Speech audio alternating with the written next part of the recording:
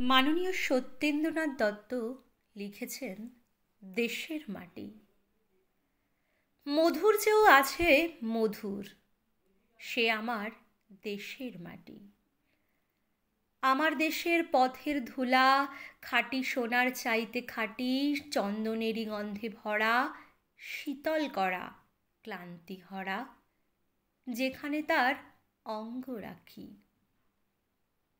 সেখানটিতেই শীতল পাটি, শিওরে তার সূর্য এসে সোনার কাঠি ছোঁয়ায় হেসে। নিদমহলের জ্যোৎস্নানীতি বুলায় পায়ে রূপার কাঠি। নাগের বাঘের পাহারাতে হচ্ছে বদল দিনে রাতে। পাহাড় তারে আড়াল করে সাগর সে তার ধোয়ায় পাটি। মৌল ফুলের মাল্য মাথায় লীলা কোমল গন্ধে মাতায়।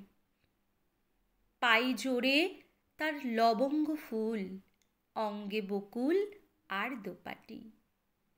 নারিকেলের গোপন কোষে অন্নপানি যোগায় গোষে। কোল ভরা তার কনক ধানে 8টি শীষে বাঁধা আটি।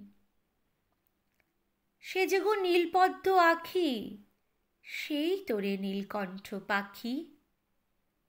মুক্তি সুখের বার্তা আনে, ঘুচায় প্রাণের কান্নাকাটি।